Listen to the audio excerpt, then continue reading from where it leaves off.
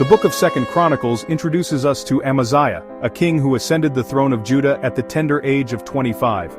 He was the son of Joash and Jehoiadan, inheriting a kingdom marked by both promise and peril. From the outset, Amaziah demonstrated a commitment to justice, a quality that endeared him to his people. He was a king who understood the weight of his responsibility, particularly in the aftermath of his father's tragic assassination. Amaziah's early reign was characterized by a strong moral compass. He swiftly brought his father's assassins to justice, meting out punishment commensurate with their crime. However, in a testament to his mercy and commitment to God's law, he spared the lives of their children. This act of tempered justice revealed a leader guided by both principle and compassion, setting a tone of righteous leadership for his reign.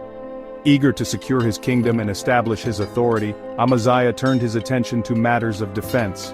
He reorganized the army, ensuring the ranks were filled with capable soldiers ready to defend Judah's borders. He conducted a census, a strategic move to assess the strength of his forces and prepare for any potential threats. This period of preparation underscored Amaziah's proactive approach to leadership, demonstrating his understanding of the volatile political landscape of the time. With his army strengthened and his kingdom secure, Amaziah set his sights on external threats. His first target was the neighboring nation of Edom, a long-standing adversary of Judah. To bolster his forces, Amaziah made the strategic decision to hire mercenaries from the northern kingdom of Israel, a move that would later prove to be a critical misstep. However, before marching into battle, Amaziah received a divine message that would test his faith and obedience.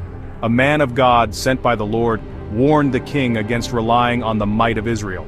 The prophet urged Amaziah to trust in the Lord's power alone, assuring him that victory would be his if he obeyed. Amaziah, torn between his strategic planning and the prophet's words, faced a pivotal choice. He ultimately chose to heed the divine counsel, dismissing the Israelite mercenaries and placing his trust in God.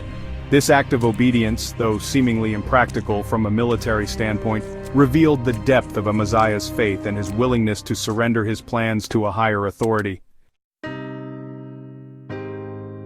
Emboldened by his decisive victory over Edom, Amaziah returned to Jerusalem a conquering hero. However, pride began to creep into his heart, leading him down a dangerous path. Instead of attributing his success to God's favor, he allowed the victory to inflate his ego. In a shocking turn of events, Amaziah brought back the Edomite idols, the very symbols of the people he had just vanquished. He erected altars to these false gods, offering sacrifices and burning incense in their honor. This act of blatant idolatry marked a significant turning point in Amaziah's reign, a tragic departure from the righteousness that had characterized his early years. His heart, once fully devoted to the Lord, was now divided. The Lord, grieved by Amaziah's betrayal, sent a prophet to confront the king. The prophet rebuked Amaziah for his apostasy, reminding him of the Lord's faithfulness and the folly of worshiping powerless idols. He warned the king of dire consequences if he did not repent and turn back to the Lord. Blinded by pride and emboldened by his recent military success, Amaziah disregarded the prophet's warning. He refused to acknowledge the gravity of his sin, dismissing the prophet's message as an annoyance.